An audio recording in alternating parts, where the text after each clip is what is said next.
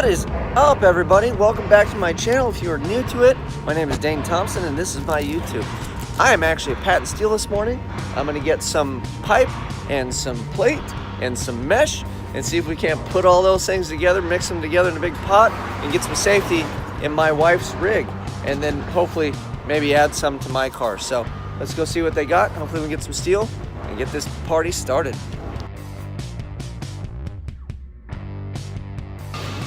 Alright, so I have my order. You hand this to the dudes, and then they go around and they get you what you need. And then they said they have a scrap bin over here somewhere. I'm gonna go dig through that while I hand this to them, so that if there's anything else I need, I can purchase that. So, alright, we're loaded up. We got some expanded steel, some tubing, some remnants that I already threw back here. I'm gonna get out of here. Let's go build some race cars. Alright, so we made it back. I changed into my OSHA approved welding shorts and completely filthy white t-shirt. I made it with all this crap hanging out, and I forgot to put the little red flag thing. So I don't know what the rule is, but I think we're kind of over how far it was hanging out. I guess the end of this is painted red. Maybe that counts. Anyway, let me unload all this crap. I don't know if I ever showed you guys my keychain my buddy Brett made. Look at that beast. All aluminum, baby. Alright, let's get moving.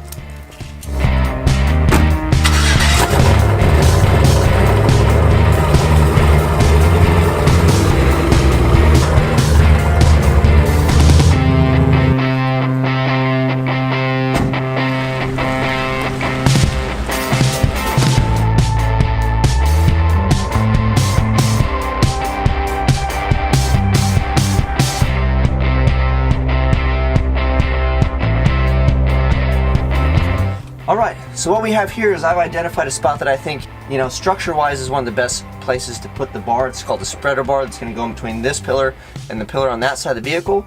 But before I weld it in, I'm not going to weld it direct to the sheet metal. I'm actually going to make it's called a tear-off plate, but it's essentially a piece of plate that will weld to the sheet metal, and the pipe will weld to that to give it extra contact points, more structure and whatnot. Let's go. Alright, I made my little paper template that I have here. And then I have my steel pieces that I have here, but unfortunately all I have is a Harbor Freight brake. I thought it would be small and short enough that it would work. Well, it doesn't, so I have to resort to my vise and my BFH. So we're gonna make it happen. I just gotta bend a 90 on this thing. So let's beat the hell out of this thing real quick, shall we?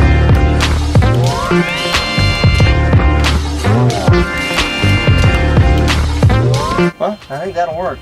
I mean, we got a bit of a gap, but I'll weld around as much as I can. This is very thin, so this is way thicker and stronger anyway. So I feel good about that. Now I'm going to clean the area, get the paint off, so we get a decent weld on my paper thin sheet metal here. We're going to be golden.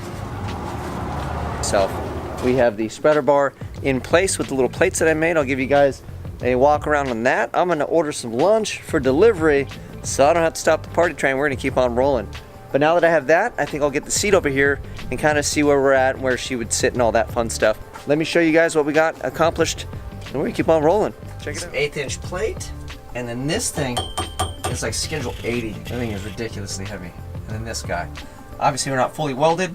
I wanna make sure the seat fits in and we get a plan, and then I'll come back here and just burn everything in. So, that is where we are right now. Well, lucky for me, I have friends that do this type of racing, and this is actually a backup seat from one of my buddies. It's a full containment seat. You can see it'll wrap around the head, sides, things like that. So if something goes bad, hopefully she doesn't go for a ride too bad, or if she does, she stays put in this thing. I'm gonna plop this in the car, kind of fit it tentatively, see where it's at, and then at some point I'll have to get her happy ass out here so she can sit in it and say yay or nay. Let's throw it in the car.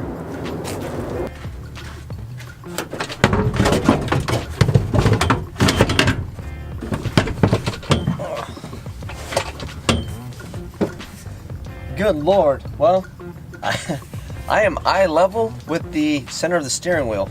We're gonna have to figure out how to prop this thing up, or actually, maybe we just leave it like this, and I tell her that that's all she gets, and she can drive like this. So, but in reality, this bad boy is gonna have to come up quite a bit, I would say, to where you can actually see over the steering wheel. I think we'll be good, other than the bolt that's poking me in the shoulder, because that's really annoying too. So I'm gonna move that, prop it all up, and we'll see where we go.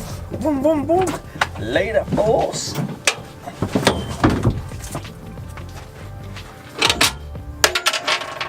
That is the factory seats with the risers, and the cushion are like this thick. So when you're sitting in the vehicle, you're up high enough to kind of see over the hood and see where you're going and feel like a normal person. Well, when you put the race seat in, you get rid of the risers and all that other stuff, it puts you so far in the dirt that literally your eyesight is the center of the steering wheel. What I'm gonna do is I'm gonna make a little box with the tubing that I bought this morning that is up off the floor about 8 inches. And then once I get the little box made, we can play with the distance so she can reach the pedals. And then the tricky thing now is the steering wheel doesn't come off.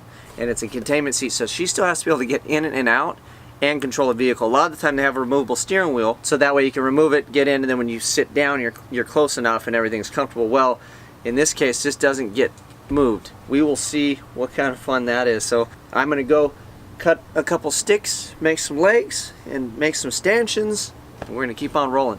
Let's go do that.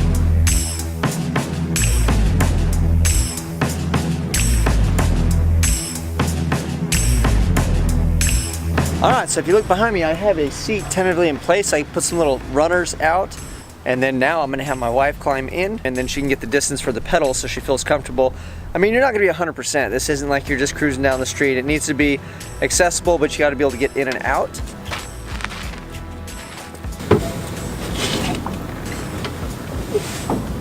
Talk about graceful. Oh, yeah. What do you want right there?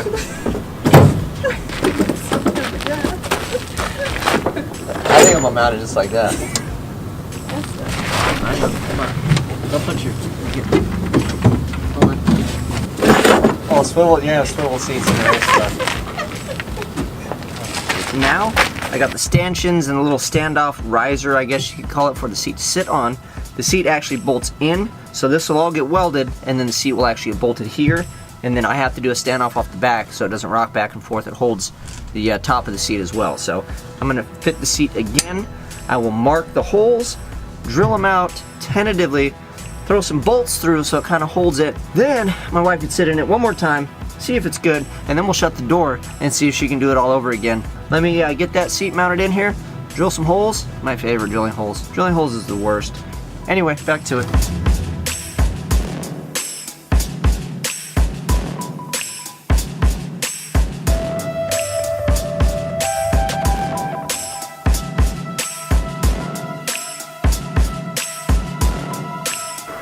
Alright, well, so after a bit of effort, we have a seat. I don't know if you can see it in there, but we have the containment seat in, tacked in place. So we'll have her crawl in, see if she can do it, and then we'll shut the door and see if she can get in it somehow. And I can kind of weld all that shit up, and then we can add some safety and keep on cracking. So let's see if she fits.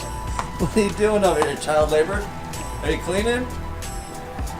You cleaning up? Good job, dude. It's Your Majesty. So this will have a thing, right? Yes, you can't climb through the windshield. That won't, the top won't have nothing like that.